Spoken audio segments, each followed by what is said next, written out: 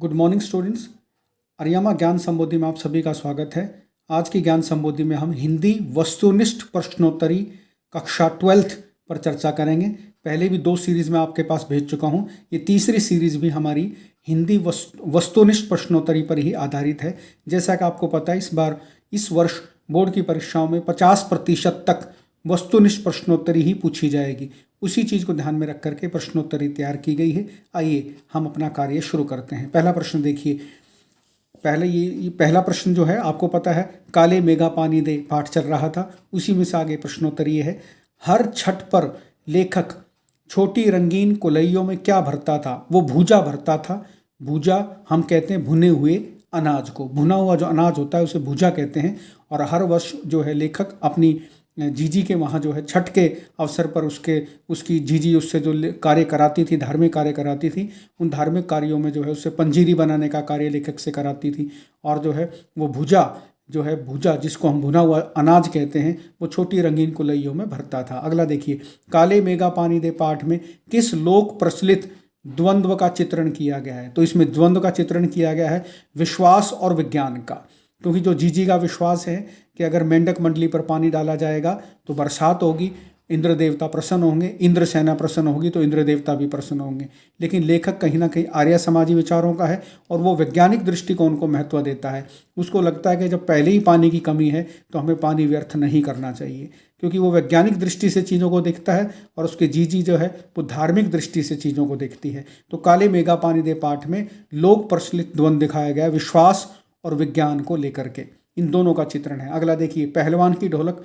जैसा कि आपको पता है, पहलवान की ढोलक फणीश्वर नाथ रेणु की एक कहानी है, एक प्रकार की आंचलिक कहानी है। हमारे ग्रामीण अंचल में आपको पता है कुश्ती एक आंचलिक उत्सव माना जाता है, हमारा ग्रामीण उत्सव माना जाता है। उसी पर आधारित यह कहानी है फणीश्वर नाथ रेणु की, पहलवान की ढोलक। उसके बाद देखिए, पहलवान की ढोलक किस विधा की रचना है? ये कहानी विधा की रचना है। एक प्रकार की आंचलिक कहानी है, ग्रामीण कहानी है, जिसमें कुश्ती के महत्व को दिखाया गया है।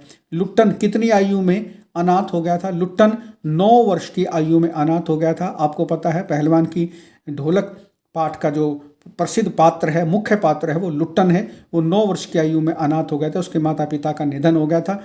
लुट्टन के गांव में कौन सी बीमारियां फैली हुई थी? मलेरिया और हैजा की बीमारियां फैली हुई थी, जिस वजह से जो है उसकी पत्नी का तो पहले ही निधन हो चुका था और उसके दोनों बच्चे भी जो है उसी वजह से मृत्यु को प्राप्त हुए थे, मलेरिया और गांव में हैजा फैलने की वजह से। और बाद में जो है लुट्टन पहलवान भी ऐसे ही मर गया था, धीरे धीरे अपने पुत्रों के वियोग में दुखी होकर के, और उस मलेरिया हैजा ने सबको घेरी रखा था। अगला देखिए, ढोलक की आवाज़ गाँव में क्या करती थी? ढोलक की आवाज़ गाँव में संजीवनी शक्ति का काम करती थी, क्योंकि जब भी लुट्टन पहलवान ढोलक बजाता था तो गांव के लोगों में कहीं ना कहीं जोश भर जाता था। वह उन दिनों में ढोलक बजाता था जब चारों तरफ महामारी फैली हुई थी, मलेरिया और हैजा से प्रत्येक घर में कोई ना कोई मर रहा था। तो लेकिन वो उस समय भी अपना ढोलक बजाने का कार्य नहीं रोकता था, क्योंकि उसका मानना था कि ढोलक की थाप से मुझे तो जोश मिलता ही है, साथ के साथ ग्रामीण लोगों को भी जोश भरता है, गांव के लोगों में भी, और उनके अंदर भी कहीं ना कहीं संजीवनी शक्ति का संचार होता है। अगला देखिए, शेर के बच्चे के गुरु का क्या नाम था? शेर के बच्चे के गुरु का नाम था बादल सिंह, जिसको लुट्टन पहलवान से लड़वाया गया था। उसका काफ़ी नाम था। लुट्टन ने किस पहलवान को हराया था? लुट्टन ने इस प्रसिद्ध पहलवान को हराया था जिसका नाम था चांद सिंह। चांद सिंह बड़ा प्रसिद्ध पहलवान था और पंजाब का रहने वाला था। अगला देखिए, लुट्टन ने चांद सिंह को कहाँ के दंगल में हराया था? लुट्टन ने चांद सिंह को शाम नगर के दंगल में हराया था। जैसा कि आपको पता है, शाम नगर के अंदर ग्रामीण उत्सव होते थे, उनमें कुश्ती का काम भी होता था और आसपास के गांवों से बड़े बड़े पहलवान वहां करके जो है कुश्ती दंगल करते थे, और उसमें राजा श्यामानंद के द्वारा उनको पुरस्कार भी दिया जाता था। तो शाम नगर के दंगल में लुट्टन ने प्रसिद्ध पहलवान चांद सिंह को हराया था। अगला देखिए, कहानी के अनुसार गाँव में मलेरिया व हैजा किस मौसम में फैला था? सर्दी के मौसम में गांव में आपको पता है उसका हैजा और मलेरिया की बीमारी फैली थी। लुट्टन के गांव में पहलवान की ढोलक नामक पाठ की कहानी मैं आपको बता रहा हूं। अगला देखिए, जीते रहो बहादुर तुमने मिट्टी की लाज रख ली, कथन किसका है? ये राजा साहब का कथन है। जब राजा साहब ने देखा कि लुट्टन ने प्रसिद्ध पहलवान चांद सिंह को हरा दिया, जो पंजाब का प्रसिद्ध पहलवान है, तो राजा साहब को इस लुट्टन के इस करतब पर जो है, लुट्टन के इस चमत्कार पर बड़ा आश्चर्य हुआ और उन्होंने उसको शाबाशी दी और उसको 10 रुपये इनाम दिए और कहा तुम जीते रहो, तुमने मिट्टी की लाज रख ली। क्योंकि शाम नगर जो है आपका, शाम नगर के अंदर ही दंगल हो रहा था और वहीं के गांव के व्यक्ति ने जो है इस दंगल को जीता था, पंजाब के पहलवान को हरा करके। तो राजा साहब को ये बात बड़े आश्चर्य से और बड़े उत्साह के साथ कहनी पड़ी। ये बात जो है लुट्टन पहलवान के संदर्भ में कही गई। लुट्टन अपने हाथों को कितनी डिग्री पर फैलाकर चलता था? 45 डिग्री पर फैलाकर चलता था पहलवानों की तरह। काला खां क्या कहकर अपने प्रतिद्वंदी पर टूट पड़ता था? आली, आली कहकर टूट पड़ता था। यह भी एक अन्य पहलवान था जिसको लुट्टन ने हराया था। अगला देखिए, लुट्टन के दोनों पुत्रों की मृत्यु कैसे हुई थी? उसके दोनों पुत्रों की मृत्यु मलेरिया और गांव में हैजा फैलने से हुई थी। उन्हीं बीमारियों में जो है उसके दोनों पुत्र भी लपेटे में आ गए थे और उनकी भी मृत्यु हो गई थी। लुट्टन पहलवान कितने वर्षों तक अजय रहा? लुट्टन पहलवान 15 वर्षों तक अजय रहा। उसको कोई नहीं हरा पाया। जब तक कि राजा श्यामानंद श्यामनगर के राजा रहे तब तक वो 15 वर्षों तक अजय रहा और राज पहलवान के रूप में उसकी गिनती होती थी। उसको राज परिवार की ओर से वजीफा मिलता था। लेकिन राजा श्यामानंद की मृत्यु के बाद उसके पुत्रों ने जो है कुश्ती को कुश्ती का खेल ना करा करके, क्योंकि वो विदेशों से पढ़ के आए थे, उन्होंने घुड़दौड़ को महत्व दिया और जितने भी शाही पहलवान थे उन सबकी छुट्टी कर दी। अगला देखिए, लुट्टन सिंह ने दूसरे किस नामी पहलवान को पटक कर हरा दिया था? काला खां को, जो आली कह करके अपने प्रतिद्वंदी पर टूटता था। लुट्टन का पालन पोषण किसने किया था? उसकी सास ने किया था। लुट्टन का पालन पोषण, क्योंकि उसके घर में भी कोई पुत्र नहीं था, उसके भी पति का निधन हो गया था, तो उसने लुट्टन को बचपन से ही जो है दूध घी खिला करके काफ़ी तगड़ा किया था ताकि वो उसके पशुओं की रक्षा कर सके और उसके कार्यों में उसका सहयोग दे सके।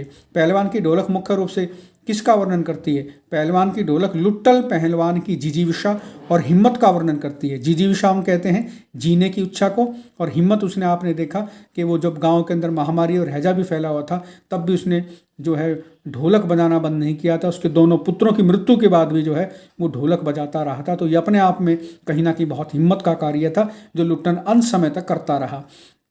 पहलवान की ढोलक कहानी का आरंभ किससे हुआ है? पहलवान की ढोलक कहानी का आरंभ महामारी के दिनों से हुआ है। गांव में मलेरिया और हैजा की बीमारी फैली हुई थी, तो महामारी के आगाज से ही पहलवान की ढोलक कहानी का आरंभ हुआ है। देखेंगे आप प्रथम पृष्ठ पे महामारी का ही जिक्र है। अगला देखिए, शेर का बच्चा किस पहलवान को कहा गया है? चांद सिंह पहलवान को कहा गया है, जिसके आसपास के गाँवों में काफ़ी पूछ होती थी, जिसके आसपास के गाँवों में काफ़ी धाक थी, और वो पंजाब से आया था। बादल सिंह उसका गुरु था। चांद सिंह को हराने के बाद राजा साहब ने लुट्टन को क्या इनाम दिया था? लुट्टन को क्या इनाम दिया? उसको दरबार में राज पहलवान नियुक्त कर दिया था और उसका वजीफा बांध दिया गया था। अब उसका जो है अब वो एक प्रकार का शाही पहलवान हो गया था।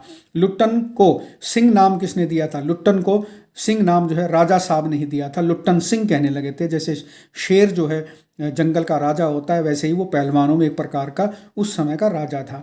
लुट्टन बचपन में क्या करता था? लुट्टन बचपन में गाय भैंस चराता था, क्योंकि उसकी सास का यही काम था। उनके घर में कोई पुरुष नहीं था, तो उसकी सास का जो कार्य था उसी कार्य को जो है लुट्टन सिंह ने अपना लिया था और वह गाय भैंस चरा करके रोजी रोटी चलाता था। लुट्टन का होल इंडिया कहाँ तक सीमित था? लुट्टन का होल इंडिया जिले भर तक सीमित था, क्योंकि वह जिले का ही पहलवान था। अनपढ़ व्यक्ति था, बहुत ज़्यादा शहरों में वो नहीं घूमा था। बचपन में माता पिता का निधन हो गया था, उसकी सासू माँ ने उसका पालन पोषण किया था, तो कहीं घूमने नहीं गया था।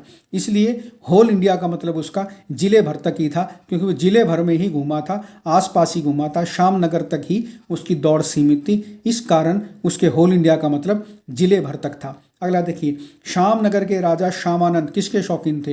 वो कुश्ती के शौकीन थे और अक्सर जो है साल में, वर्ष में 1-2 बार कुश्ती का आयोजन कराते रहते थे, जिससे आसपास के पहलवान आते थे।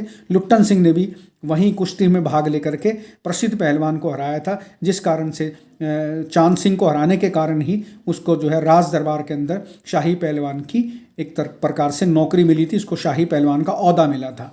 उसके बाद देखिए, दंगल में जुटी भीड़ किस पहलवान का समर्थन कर रही थी? वो सभी के सभी चांद सिंह का समर्थन कर रहे थे, क्योंकि चांद सिंह जो है उस समय का बड़ा प्रसिद्ध पहलवान था और उसने लगभग सभी कुश्तियां जीती थी। तो भीड़ को जो है लुट्टन सिंह के बारे में मालूम नहीं था कि यह भी कुश्ती का अच्छा पहलवान है। अगला देखिए, कवि के अनुसार जग किसको पूछ रहा है? अभी नई कविता शुरू हो गई है, अब नई कविताओं के प्रश्न शुरू हो गए हैं। ये आपको पता है कविता आपकी उसकी हरिवंश राय बच्चन जी की कविता है, उसमें से ये प्रश्न शुरू हो गए हैं। आत्म परिचय कविता है, उसमें से ये प्रश्न है। अब देखिए इसके प्रश्न क्या हैं।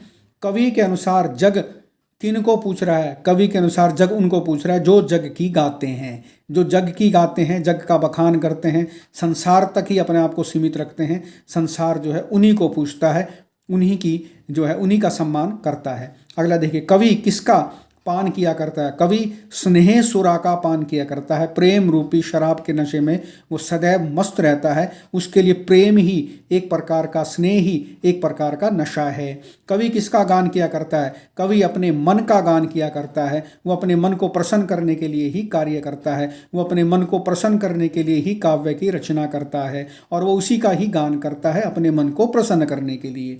कवि किस पर मस्त बहा करता है? कवि भव मौजों पर अर्थात संसार रूपी लहरों पर मस्त रहा करता है, मस्त बहता रहता है। कहने का तात्पर्य ये है कि कवि अपने आप को संसार में रह करके वो दुखी नहीं करता। वो संसार को एक सागर के समान मानता है और संसार रूपी लहरों पर जो है उस पर आराम से घूमता रहता है, मस्त होकर के घूमता रहता है। उसे किसी से कोई लेना देना नहीं है, वो अपनी मस्ती में मस्त है। कवि किस में अवसाद लिए फिरता है? कवि उन्मादों में अवसाद लिए फिरता है। उन्माद होता है एक प्रकार का नशा और अवसाद होता है एक प्रकार का दुख। तो कवि जो है उन्मादों के अंदर अवसाद लिए फिरता है। कवि किसमें राग लिए फिरता है? कवि निज रोदन में राग लिए फिरता है। निज रोदन का मतलब होता है उसके निजी जीवन के दुख। उसके निजी जीवन के दुख में ही कवि जो है राग लिए फिरता है, निज रोदन में ही राग लिए फिरता है। उसके अपने ही जीवन के दुख हैं, उन्हीं से उसको मतलब है। कवि ने फूट पढ़ने को कवि के फूट पढ़ने को लोगों ने क्या बनाना समझा? कवि के फूट पढ़ने को लोगों ने छंद बनाना समझा।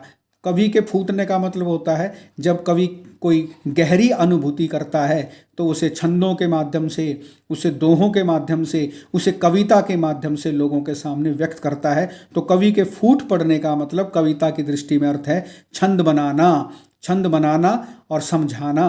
और लोगों ने उसको छंद बनाना समझा, जबकि वो अपनी पीड़ा कह रहा है। उनको लगता है कवि अपनी कविता कह रहा है, लोगों को लगता है कविता कह रहा है, लेकिन कवि अपनी अनुभूति कह रहा है, अपनी पीड़ा कह रहा है। अगला देखिए, चिड़ियों के बच्चे कहाँ से झांक रहे होंगे? चिड़ियों के बच्चे नीडों से झांक रहे होंगे। नीड कहते हैं हम घोंसलों को। वो क्यों झांक रहे होंगे? क्योंकि उनके माता पिता उनके लिए अन्न लेने गए हैं, उनके लिए दाना लेने गए हैं और वो बड़ी उत्सुकता से जो है नीडों से, घोंसलों से अपने माता पिता का इंतजार कर रहे हैं। उनको भूख लग रही है। आत्म परिचय कविता के रचनाकार कौन है? हरिवंश राय बच्चन आत्म परिचय कविता के रचनाकार हैं। अगला देखिए, आत्म परिचय कविता में कवि की वाणी कैसी है? आत्म परिचय कविता में कवि की वाणी शीतल है, क्योंकि वह अपना ही परिचय दे रहा है, क्योंकि वह अपने ही मन को प्रसन्न करना चाहता है। तो उसकी वाणी शीतल है और यह शीतलता औरों को भी शीतलता देती है और उसके मन को भी कहीं ना कहीं ठंडक मिलती है। उसके मन में जो व्यक्तिगत पीड़ाएं हैं वो अपनी कविता के माध्यम से उनको शीतलता देने का प्रयास करता है। स्नेह सुरा में कौन सा अलंकार है? स्नेह सुरा में रूपक अलंकार है। जैसा कि आपको पता है रूपक अलंकार कहाँ होता है? जहाँ दो वस्तुओं के बीच में भेद समाप्त हो जाता है। तो यहाँ कौन सी दो वस्तुओं के बीच में भेद समाप्त हो गया? स्नेह और सुरा में भेद समाप्त हो गया। स्नेह रूपी सुरा, प्रेम रूपी शराब, प्रेम रूपी नशा। तो इसमें आपका रूपक अलंकार हो गया। तो इस प्रकार से ये मैंने 38 प्रश्नों की श्रृंखला आपको बताई। इस बी पार्ट का ख भाग मैं आपको अगले लेक्चर में समझाऊंगा। इन लेक्चर्स को आप देखते रहिए। ये अति महत्वपूर्ण प्रश्नोत्तर हैं और मैं समझता हूँ वार्षिक परीक्षाओं में इनमें से आपको बहुत सारे प्रश्न जो है आपको प्रश्न पत्र में देखने को मिलेंगे। और इसी के साथ मैं इस लेक्चर को समाप्त करता हूँ। अगले लेक्चर में आपसे फिर रूबरू होता हूँ। तब तक के लिए धन्यवाद।